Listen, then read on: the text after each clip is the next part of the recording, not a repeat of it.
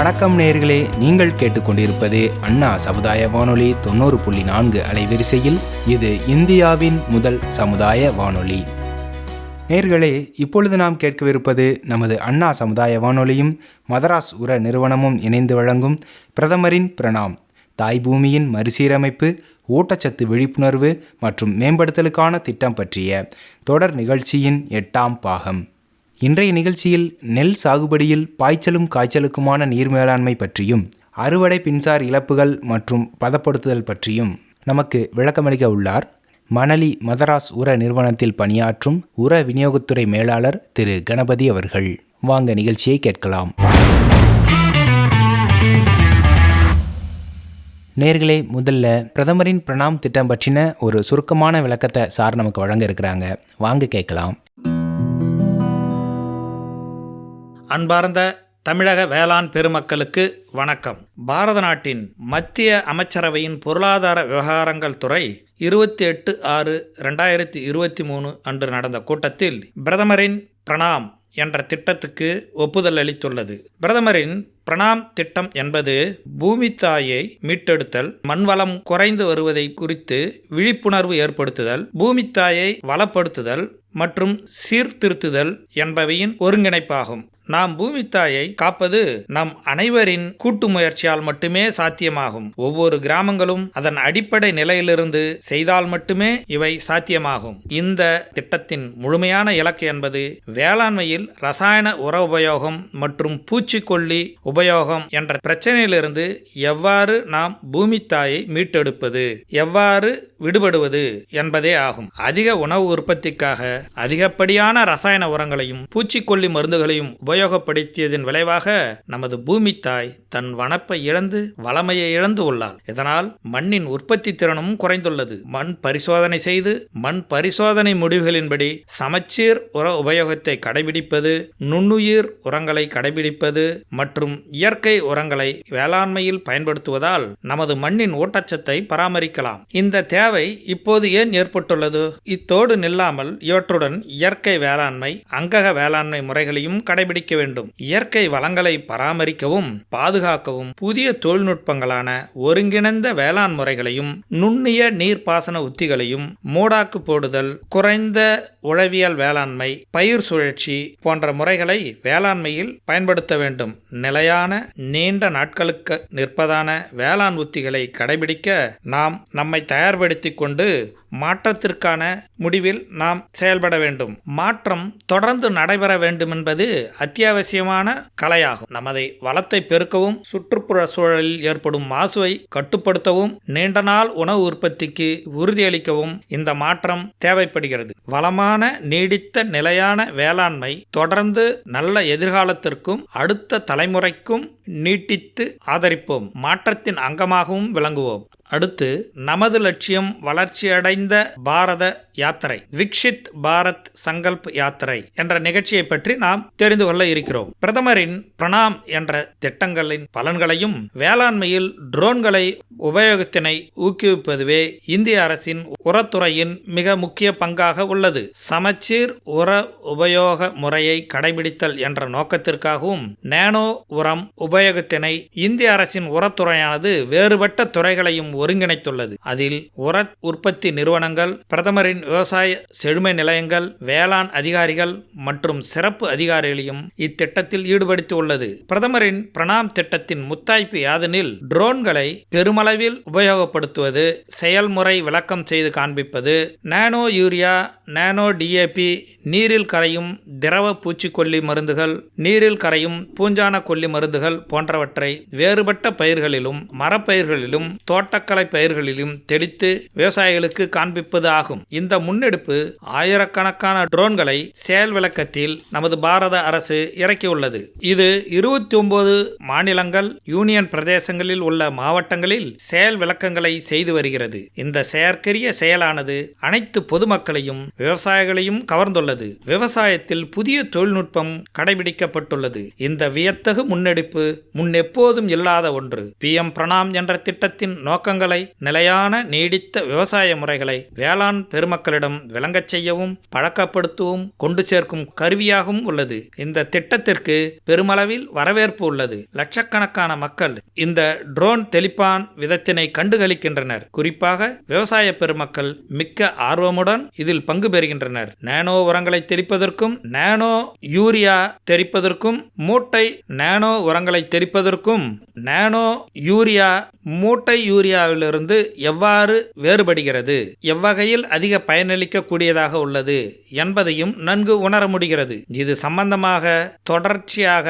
விவாதங்கள், செயல்முறை விளக்கங்கள், கூட்டங்கள் ஆகியவற்றில் விவசாயிகள் ஆர்வமாக பங்கேற்கின்றனர். அதன் அடிப்படையில் அதன் தொடர்ச்சியாகவே அங்கக வேளாண்மையின் அவசியத்தன்மையும் அதன் விழிப்புணர்வையும் அனைத்து விவசாயிகளையும் சென்றடைந்துள்ளது. புதுமையை விரும்பும் ஆர்வமுள்ள இளம் விவசாயிகள் ட்ரோன் தொழில்நுட்பத்தை முன்னெடுத்து உபயோகிக்க விருப்பம் தெரிவித்துள்ளனர். நேரம், பணம் விரயம் இன்றி செலவு அதிகம் பிடிக்காத உகந்த உத்தியாக உள்ள இந்த தொழில்நுட்பங்கள் அவர்களை வேளாண்மையை பயன்படுத்தி மிக்க ஆர்வமுடையவர்களாகவும் நிலைத்த நீடித்த வேளாண்மையில் சிக்கன முறையை கையாண்டு செயல்படுவதாகவும் அறியப்பட்டு லாபகரமான வேளாண்மை தொழில் வளரும் என்பதையும் நம்புகின்றனர். மாண்புமிகு பாரத பிரதமர் வேளாண் மகளிர் ட்ரோன் மையங்களை நிறுவியுள்ளார். இத்திட்டம் மகளிர் சுய உதவிக் குழுக்களுக்கு ட்ரோன்களை வழங்க உள்ளது. இதனால் இப்புதிய தொழில்நுட்பத்தை பயன்படுத்தி மகளிரின் வாழ்வாதாரமும் சிறக்கும் என நம்பப்படுகிறது. பிரதமரின் வேளாண் செழுமை நிலையங்கள் நமது லட்சியம் வளர்ச்சியடைந்த பாரதம் யாத்திரையின் திட்டத்தின் பயன்களை விவசாயிகளுக்கு கொண்டு செல்ல பேருதவியாக இருந்து வருகிறது. அவைகளின் செயல்பாடு ஒரு கூட்டு முயற்சியாக இந்த முன்னெடுப்பில் காண முடிகிறது. நமது லட்சியம் வளர்ச்சியடைந்த பாரதம் என்ற யாத்திரை இது ஒரு பயணம் மட்டுமன்று, இந்திய புரட்சிகர நவீன விவசாயத்தின் புதிய பரிணாம வளர்ச்சியாகவும் முன்னேற்ற பாதையின் அடுத்த கட்டமாகவும் அறியப்படுகிறது. இந்த பயணம் ஆரம்பித்த நாளிலிருந்து நாளுக்கு நாள் இதற்கான வரவேற்பு பெருகிக்கொண்டே வருகிறது. இந்த வரவேற்பை காணும்போது இந்திய வேளாண்மையின் மறுபரிமாணம் வளர்ச்சி உறுதி செய்யப்பட்டுள்ளது. புதிய கண்டுபிடிப்புகளை விவசாயத்தில் புகுத்தி நவீன வேளாண் புரட்சியின் மூலம் எல்லோருக்குமான வளர்ச்சியாக உள்ளது. ட்ரோன் தொழில்நுட்பத்தை ஊக்கப்படுத்துவதன் மூலமாக நானோ உரங்கள், நிலைநிறுத்தப்பட்ட நிலையான விவசாய உத்திகளை பற்றிய விழிப்புணர்வு மட்டுமின்றி விவசாயிகளை ஊக்கப்படுத்தவும் உற்சாகமும் ஊட்டுகிறது. நவீனங்களை கடைபிடித்து இயற்கையை ஒத்து வளர்ச்சி அடைய எதிர்காலங்களில் உதவிகரமாக இருக்கும் என திட்டவட்டமாக நம்பப்படுகின்றது. இந்த வேளாண் புரட்சி வெளிப்படும் போது பிரதமரின் வளர்ச்சியடைந்த பாரதத்திற்கான லட்சிய பயணம் நம் நாட்டின் வளர்ச்சிக்கு ஒரு வித்தாகவும் உறுதுணையாகவும் விளங்கும் என்று சான்றாகிறது. இதன்படி இந்தியா வளர்ச்சியடைந்த நாடாகவும் நீடித்த நிலையான விவசாயத்தில் தன்னிறைவு அடைந்த நாடாகவும் விளங்கும் என்பது தெள்ளத் தெளிவாக நம் கண்முன் காண முடிகிறது. நேர்களே, இப்போது நெல் சாகுபடியில் பாய்ச்சலும் காய்ச்சலுக்குமான நீர் மேலாண்மை இதை பற்றி சார் நமக்கு விளக்க இருக்கிறாங்க. வாங்க கேட்கலாம். நெல் சாகுபடியில் பாய்ச்சலும் காய்ச்சலுக்குமான நீர் மேலாண்மை. இந்தியாவின் மக்கள் தொகை பெருக்கம் வேகமாக வளர்ந்து கொண்டு வருகிறது. மக்கள் பெருக்கமானது 138 பில்லியன் என்ற அளவில் 2030 ஆண்டில் இருக்கும் என ஆய்வுகள் குறிப்பிடுறாங்க. அரிசி என்பது இந்தியாவின் ஒரு முக்கியமான உணவுப் பொருளாக இருக்குது. வேகமாக வளர்ந்து வரும் மக்கள் தொகைக்கு ஏற்ப நாம் உணவு உற்பத்தியை அதிகரிக்க வேண்டிய சூழ்நிலையில் உள்ளோம். ஒவ்வொரு வருடமும் வளர்ந்து கொண்டிருக்கும் மக்கள் தொகைக்கு ஏற்ப உணவு தேவையை போக்குவதற்கு இந்தியா ஒவ்வொரு வருடமும் 3% நெல் உற்பத்தியை அதிகரிக்க வேண்டியுள்ளது. நகரமயமாக்கலின் காரணமாக வேளாண் நிலங்களின் அளவு ஒருபுறம் குறைந்து கொண்டே வருகிறது. நாளுக்கு நாள் நீர் பற்றாக்குறையும் அதிகரித்து கொண்டே வருகிறது. ஒவ்வொரு வருஷமும் 3% நெல் உற்பத்தியை அதிகரிக்க வேண்டிய கட்டாயத்தில் இருக்கிறோம். நகரமயமாக்கலின் காரணமாக வேளாண் நிலங்களின் அளவு ஒருபுறம் குறைந்து கொண்டும் நாளுக்கு நாள் நீர் பற்றாக்குறையும் அதிகரித்து கொண்டும் வருது. நாம் பயன்படுத்தும் மொத்த நீரின் அளவில் 70% வேளாண்மைக்காக பயன்படுத்தப்படுகிறது. நெல் சாகுபடியில் நீர் ஆவியாதல் மற்றும் ஆழமான நீர் ஊடுருவல் மூலம் 50-80% பாசன நீர் வீணாகிறது. மேம்படுத்தப்பட்ட பாசன முறையில் நெல் சாகுபடி செய்யும்போது 700 முதல் 1500 மில்லிமீட்டர் தண்ணி போதுமானது. ஆனால் நடைமுறையில் விவசாயிகள் 2000 மில்லிமீட்டர் வரை பயன்படுத்துகின்றனர். 1 கிலோ அரிசி உற்பத்தி செய்வதற்கு மேட்டு நிலப்பகுதியில் 2500 லிட்டர் தண்ணீரும் தாழ்வு நிலப்பகுதியில் அதாவது டெல்டா பகுதியில் 3500லேருந்து 5000 லிட்டர் தண்ணீரும் பயன்படுத்தப்படுகிறது. உலக அளவில் நெற்பயிரில் இருந்து நீர் ஆவியாதலின் அளவு கோதுமை உற்பத்திக்கு தேவைப்படும் நீருக்கு 1 கிலோ உற்பத்திக்கு 500லேருந்து 1000 லிட்டர் தேவைப்படுது. இதற்கு சமமானது அப்படின்னு குறிப்பிட்டிருக்காங்க. ஆகவே இந்த முறையில் நெல் சாகுபடி செய்தால் இனிவரும் காலங்களில் நெல் சாகுபடி செய்வது ஒரு கடினமான செயலாக அமையும். எப்படின்னு பார்த்தீங்கன்னா, நிலம் தயாரிப்பதற்கு 150லேருந்து 250 மில்லிமீட்டர் நீரின் அளவு தேவைப்படுகிறது. நெல் நாற்று தயாரிக்கிறதுக்கு 50 மில்லிமீட்டர் நீர் அளவு தேவைப்படுகிறது. நெல் நடவு செய்வதிலிருந்து அறுவடை வரைக்கும் நீர் ஆவியாதலால் 500லேருந்து 1200 மில்லிமீட்டர் நீர் உபயோகப்படுகிறது. ஆழமான நீர் ஊடுருவல் அதாவது 200லேருந்து 700 மில்லிமீட்டர் நீர் அளவு பயன்படுகிறது. இதனால் 2025 15லேருந்து 20 மில்லியன் ஹெக்டேர் நெல் சாகுபடி பரப்பளவு நீர் பற்றாக்குறையினால் குறையும் அபாயம் உள்ளது. எனவே தண்ணீரை சேமிக்கவும் விளைச்சலை அதிகரிக்கவும் பயிரின் நீர் தேவையை அறிந்து நீர்ப்பாசனம் செய்யணும். இத்தகைய சூழ்நிலையை எதிர்கொள்வதற்கு உற்பத்தி திறனை மேம்படுத்துவதற்கும் வேளாண் விஞ்ஞானிகள் உருவாக்கப்பட்ட ஒரு தொழில்நுட்பமே நெல் பயிரில் நீர்மறைய நீர்ப்பாசனம் ஆகும். அதாவது நீர்மறைய நீர்ப்பாசனம் என்பது என்ன என்றால், பயிரின் வேர்ப்பகுதியில் நல்ல காற்றோட்டத்தை 60% நீர் மற்றும் 40% காற்று ஏற்படுத்த முடிகிறது. இந்த சூழ்நிலையானது நல்ல வேர் வளர்ச்சிக்கு வித்திடுகிறது. நீர்மறைய நீர்ப்பாசனம் செய்வதன் மூலம் 30 முதல் 50% நீர் தேவையை குறைக்கலாம். நைட்ரஜன் மற்றும் அங்கக சத்துக்களின் பயன்பாட்டு திறன் அதிகரிக்கப்படுது. பாய்ச்சலும் காய்ச்சலுமான நீர்ப்பாசனம் நடவு செய்த 1 வாரம் அல்லது 10 நாட்களில் தொடங்கணும். இந்த முறையில் வயலின் நீர்மட்டத்தை அளவிட்டு அதற்கேற்ப நீர்ப்பாசனம் செய்யணும். வயலில் உள்ள நீர்மட்டத்தை அளவிடுவதற்கு நீர்க்குழாய் அதாவது பானி பைப் பயன்படுத்தப்படுகிறது. இந்த அமைப்பு 30 சென்டிமீட்டர் உயரத்தையும் 10 முதல் 15 சென்டிமீட்டர் விட்டத்தையும் கொண்ட பிவிசி குழாயாகும். இதன் ஒரு பகுதியில் 15 சென்டிமீட்டர் உயரம் வரை 1/2 சென்டிமீட்டர் விட்டம் கொண்ட துளைகள் 2 சென்டிமீட்டர் இடைவெளியில் போடப்பட்டிருக்கும். வயலின் நீர்மட்டத்தை அளவிடுவதற்கு இந்த நீர்மட்ட அளவிடும் குழாய் வயலின் மத்திய பகுதியில் அல்லது எளிதாக நீர்மட்டத்தை அளவிடுவதற்கு ஏற்ற இடத்துல மண்ணுக்கு அடியில் 20 சென்டிமீட்டர் ஆழத்தில் புதைக்கப்படுறது.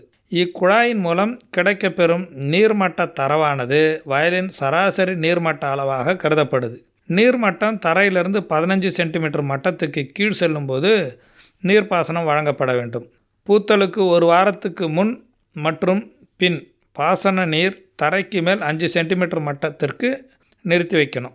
நீர்மறைய நீர்ப்பாசனத்தின் இடைவெளி அந்த பகுதியின் மழைப்பொழிவு, மண்வகை, பருவகாலம் ஆகியவற்றை பொறுத்து மாறுபடும். இந்த ஆராய்ச்சி முடிவுகள் என்ன சொல்லுதுன்னா, இந்திய வேளாண் ஆராய்ச்சி கழகம், ஐக்கிய நாடுகளின் உணவு மற்றும் வேளாண் அமைப்பு, தமிழ்நாடு வேளாண்மை பல்கலைக்கழகம் இந்த நிறுவனங்கள் நீர் மேலாண்மை ஆராய்ச்சிகளை நெல்லில் மேற்கொண்டிருக்காங்க. வாய்க்கால் பாசனம் மற்றும் நீர்மறைய நீர்ப்பாசனம் முறைக்கான ஆராய்ச்சி முடிவுகள் எப்படி இருக்குன்னா, மொத்த பயன்படுத்திய நீர் வாய்க்கால் பாசனத்தில் குறுவையில் 117.4 சென்டிமீட்டரு, நீர்மறைய நீர்ப்பாசனத்தில் 80.2 சென்டிமீட்டரும் சம்பா பயிருக்கும், குறுவையில் 96.8 சென்டிமீட்டர், சம்பா பயிருக்கு மறுபடி 77 சென்டிமீட்டர் நீர்மறைய நீர்ப்பாசனத்துக்கும் பயன்படுத்தியிருக்கிறாங்க. நீர் பயன்பாட்டு திறன் எந்த அளவுக்கு இருக்குதுன்னா, இந்த வாய்க்கால் பாசனத்தில் நீர் பயன்பாட்டு திறன் 45%, நீர்மறைய நீர்ப்பாசனத்தில் சம்பா பயிருக்கு 58%, குறுவை பயிருக்கு 54%, மறுபடி ஒரு சம்பா பயிருக்கு 62% இருக்குது. இதனால் விளைச்சல் எப்படி இருக்குன்னா, வாய்க்கால் பாசனத்தில் 5.32 டன் பர் ஹெக்டருக்கு கிடைக்குது.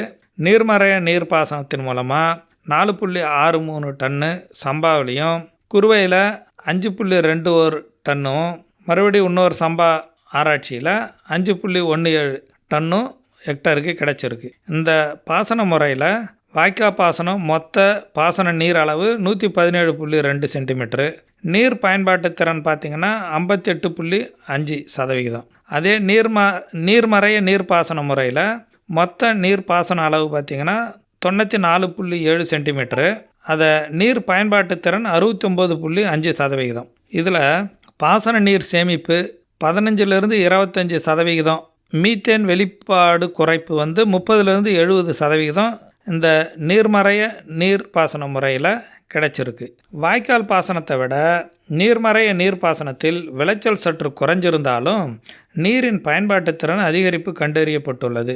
நீர்மறைய நீர்ப்பாசன முறையின் கீழே அறுவடை செய்யப்பட்ட நெல்லில் ஆர்சனிக் செறிவு வியத்தகு முறையில் குறைஞ்சிருக்கிறதுன்னு கண்டுபிடிச்சிருக்காங்க. மேலும் தானியத்தில் நுண்ணூட்ட சத்துக்களின் அளவு அதிகரித்து இருந்ததும் இந்த ஆராய்ச்சியின் மூலம் கண்டறியப்பட்டுள்ளது. இந்த தொழில்நுட்பத்தின் மூலம் நீர்ப்பாசனத்துக்கு பயன்படுத்தப்படும் நீரேற்றும் இயந்திரத்துக்கான செலவு குறைக்கப்பட்டிருக்கிறது. மீத்தேன் வாயு வெளியேறும் விகிதமும் குறைஞ்சிருக்கு. ஆகவே நீர்மறைய நீர்ப்பாசனத்தின் மூலம் நீரின் பயன்பாட்டு திறனை அதிகரித்து அதிக நிலப்பரப்பினை வேளாண்மைக்காக பயன்படுத்த முடியும் என்பதில் ஐயமில்லை. நேர்களே, தொடர்ந்து அறுவடை பின்சார் இழப்புகளும் பதப்படுத்துதலும் இதை பற்றி சார் நமக்கு விளக்க இருக்கிறாங்க. வாங்க கேட்கலாம். அறுவடை பின்சார் இழப்புகளும் பதப்படுத்துதலும். உலகில் நாம் சந்தித்து கொண்டிருக்கும் மிகப்பெரிய அச்சுறுத்தல் வளரும் மக்கள் தொகைக்கு ஏற்ப உணவு வழங்குதலாகும். தற்போது இந்தியாவில் 100 கோடி மக்கள் தொகையில் 80 கோடிக்கும் குறைவானவர்களுக்கே உணவு வழங்க முடியுது. 2050 இந்தியா தோராயமாக 167 கோடி மக்களுக்கு உணவளிக்க வேண்டிய சூழலில் உள்ளது. இது எப்படி சாத்தியமாகும்? ஒன்று, உணவு உற்பத்தி அதிகரிக்கணும், அல்லது இதற்கு மாற்றாக உற்பத்தி செய்ததை பாதுகாக்கணும். பொதுவாக உற்பத்தியில் 1/3 பங்கு வீணாகிறது. இதை தான் அறுவடை பின்சார் இழப்புகள் எனப்படுகிறது. இந்தியாவில் அறுவடை பின்சார் இழப்பு 92,651 கோடி ரூபாய் கணக்கிட்டிருக்காங்க.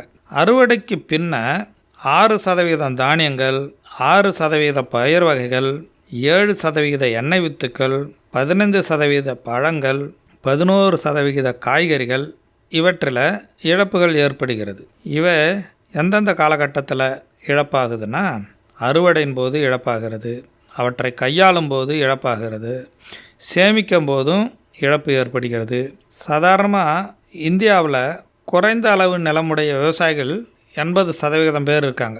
இவர்கள் சரியான அறுவடை பின்சார் தொழில்நுட்பங்களை கடைபிடிக்காமலும் நல்ல வேளாண்மை உத்திகளை கையாளும் திறன் இல்லாமையினாலும் விற்பனை பற்றிய அனுபவம் இல்லாமையினாலும் குறைந்த அளவே லாபம் பெறுகின்றனர். தற்போது உலக அளவில் இந்தியா அதிக வேளாண் விளைபொருட்களை உற்பத்தி செய்தாலும் ஊட்டச்சத்து பாதுகாப்பின்மை எதிர்கொள்ள வேண்டி இருக்கிறது. உணவு மற்றும் வேளாண் நிறுவனத்தின் ஆய்வின்படி ஊட்டச்சத்து பாதுகாப்பின்மையை எதிர்கொள்ள இருக்கும் 131 நாடுகளில் இந்தியா 68வது இடத்தில் இருக்குது. இந்த அறுவடை பின்சார் இழப்புகளை தவிர்த்தால் உணவு மற்றும் ஊட்டச்சத்து பாதுகாப்பின்மையை எளிதாக எதிர்கொள்ளலாம். அறுவடை பின்சார் தொடர் சங்கிலி 4 முக்கிய கட்டங்களை உள்ளடக்கியது. 1 அறுவடை, 2வது முதல்நிலை பதப்படுத்துதல், 3வது சேமித்தல் மற்றும் பயிர் பாதுகாப்பு, 4வது பதப்படுத்துதல் மற்றும் சந்தை தொடர்புகள். இந்த 4லும் முக்கிய கட்டங்களில் ஏதாவது ஒன்றில் தவறினாலும் இழப்புகள் ஏற்படும். அறுவடை மற்றும் முதல்நிலை பயன்படுத்துதலில் இழப்புகள் ஏற்பட்டால் அதிக பாதிப்பினை விளைவிக்கும். குறைந்த உற்பத்தி மற்றும் அறுவடைக்கு முன் மற்றும் பின் ஏற்படும் இழப்புகள் சிறு குறு விவசாயிகளை பெருமளவில் பாதிக்கும். நல்ல அறுவடை பழக்கங்கள் மற்றும் முதன்மை பதப்படுத்துதலான கதிரெடுத்தல், தரம் பிரித்தல் மற்றும் பருவநிலை மாறுபாடுகள் ஆகியவை பயிர்களின் ஆயுட்காலத்தை அதிகரித்து அறுவடை பின்சார் இழப்புகளை குறைக்கும். அறுவடை மற்றும் அறுவடைக்கு பின் இயந்திரங்களை கொண்டு பயன்படுத்துவதால் விவசாயிகள் நல்ல வருமானத்தை பெறலாம். அறுவடைக்கு பின் அழுகுதல், பூச்சி மற்றும் நோய்களினால் ஏற்படும் இழப்புகள் இவற்றை முறையான சேமிப்பு கட்டமைப்புகள் மற்றும் பயிர் பாதுகாப்பு முறைகள் மூலம் தவிர்க்கலாம். இப்போ பதப்படுத்துதல். உணவு பதப்படுத்தும் தொழிலில் இந்தியா 5வது இடத்துல இருக்குது. உணவு பதப்படுத்தும் தொழிற்சாலையானது 70% அமைப்பு சாரா துறையினரிடமே உள்ளது. ஆகையால் பெரும்பாலான விவசாயிகளுக்கு பதப்படுத்துதல், வர்த்தகம் மற்றும் வணிக முத்திரை ஆகியவற்றில் போதிய அனுபவம் இல்லை. இந்தியாவில் பதப்படுத்துதல் என்பது மக்களிடையே ஒருவித எதிர்மறை எண்ணங்களையே உருவாக்குகிறது. ஆனால் உணவுப் பொருட்கள் வீணாகாமல் நீண்ட நாள் உபயோகிப்பதற்கு பதப்படுத்துதல் தொழில்நுட்பம் பயன்படுகிறது.